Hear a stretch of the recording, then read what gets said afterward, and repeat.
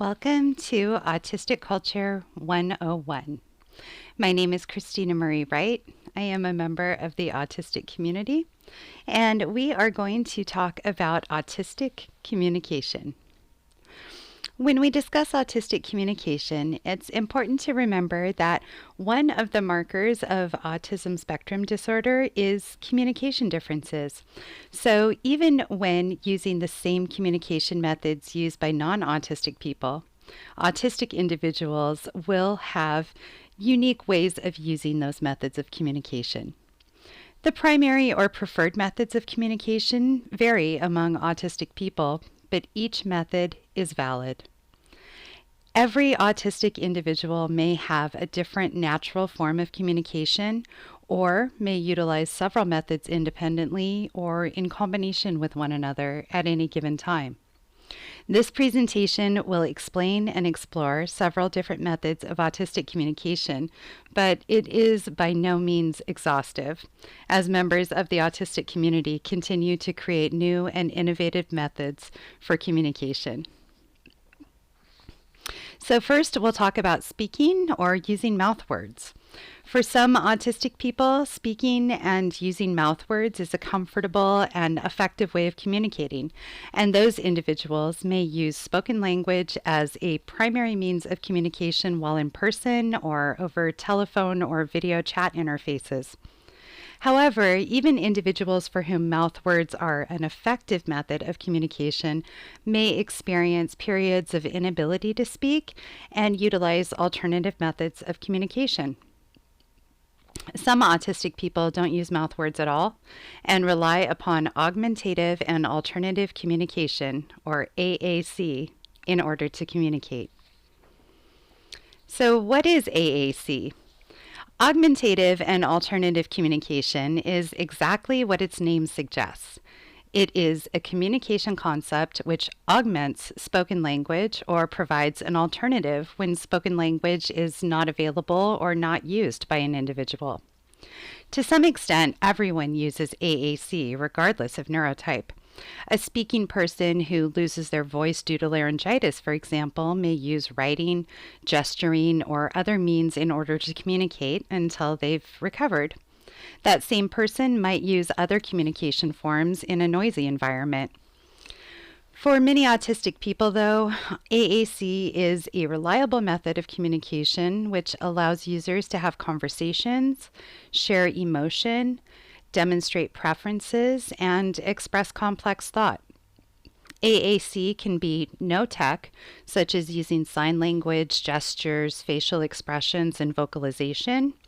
It may be low-tech and include writing, use of pictures or images, keyboards or letterboards, even manipulation of objects.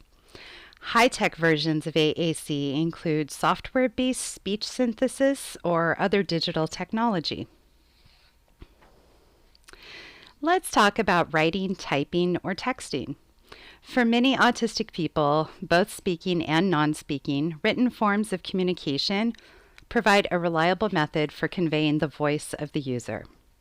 For some, writing, typing, or using messaging applications for texting serves as a primary or sole method of communication. Others may intermittently utilize these methods, using mouth words or other forms of AAC to communicate at other times. Written or typed materials may be prepared in advance and shown to communication partners and participants, or may be created during the exchange of communication. Writing, typing, and texting may be carried out solely by the autistic communicator or may be facilitated with physical support of another individual. But the communication produced is that of the communicator, not the facilitator. Facilitated communication is something we'll discuss further with the next slide. Let's talk about letterboards or keyboards. Some autistic people communicate by typing or spelling words through keyboards or letterboards, which are charts of characters or letters which can be pointed to or tapped. Typing and spelling may be used for conversive communication or to create poetry and other word art, but entire books have been written through the use of letterboards. Notably, authors Mateo Musso and Naoki Higashida have written books by letterboard. Keyboards and letterboards may be used independently or with physical support. That's known as facilitated communication, or FC. Despite attempts to discredit FC through claims that communication produced is the intent of the facilitator rather than the communicator, research focusing on eye tracking has indicated that autistic communicators using FC do, in fact, have agency. Now we'll talk about some visual or technology-based types of AAC.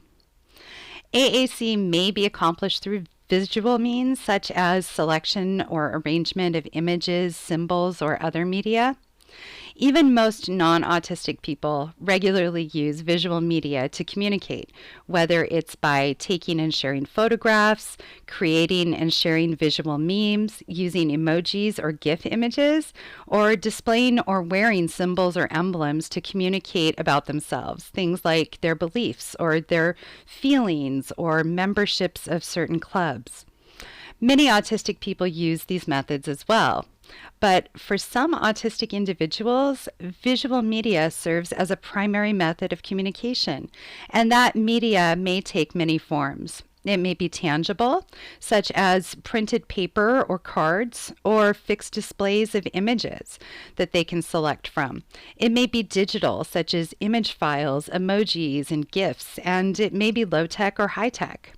Some high-tech visual AAC methods utilize software and devices which may generate synthetic speech from images or selected phrases.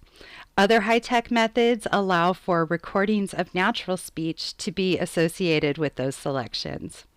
As with other forms of communication, these methods may be utilized either full-time or part-time by autistic individuals.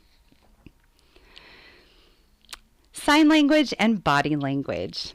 Some autistic individuals may use sign language if spoken language is not accessible to them either full-time or part-time. Because use of sign language is dependent upon having communication partners who also know sign language, autistic individuals may use sign language as a form of AAC, but also have and use other alternative communication strategies. Autistic people may also use body language, such as pointing, gesturing, or physically leading others in order to express needs, preferences, affirmations, and protests. Let's talk about scripting. Scripting is, in its simplest definition, using rehearsed phrases in order to communicate. The phrases may be composed by the autistic individual or drawn from literature, media, or peers.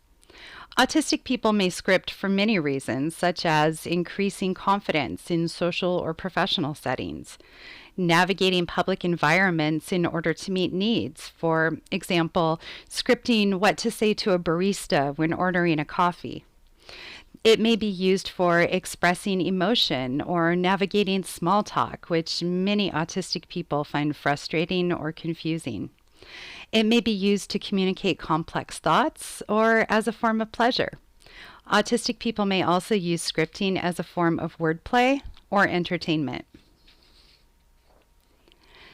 Next, we'll talk about echolalia.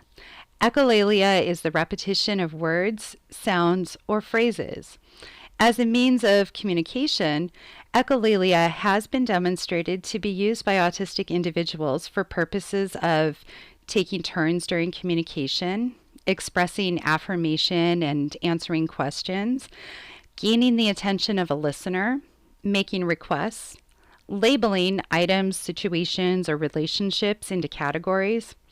It can be used as a form of protest or for providing information or creating directives for others to follow. Echolalia may also be a form of stimming. That is, it may serve as a form of self-stimulation, but stimming can be used as communication as well. So let's talk about that. What is stimming? Stimming is a term used to describe physical, repetitive movements which provide self-stimulation of one or more senses. Stimming may be vocal, such as humming, singing, throat clearing, word repetition, or other mouth noises. It may be olfactory, such as sniffing or smelling objects or things. It may be auditory, listening to familiar sounds, covering and uncovering the ears, using objects to create specific sounds. It may be oral, such as chewing, sucking, licking, or biting, or tactile, which might be stroking, tapping, squishing, or feeling objects or textures, or using objects to fidget. It may be vestibular, related to our sense of balance. It might include spinning, swinging, or rocking. And it may be physical. Stimming can be seen in the flapping of hands and fingers, rubbing or tapping parts of the body, and many other expressions. A major function of stimming is to reduce the impact of unpredictable external sensory input by focusing on predictable, intentional sensory activity, but stimming is also used by autistic people as a method of communication. In much the same way non-autistic people use words or sounds to express emotion, autistic people may use stimming to express surprise or happiness, frustration or sadness, joy or excitement, anger, fear, stress, or many other emotions. In conclusion, individuals in the autistic community utilize various forms of communication, and all of them are valid. Our communication may be different from others, but it is in no way less important or less meaningful. Communication is a fundamental human right and an innate, inextinguishable human need. Our communication is an expression of our humanity. So we invite you to listen, and we implore you to hear us. Thank you.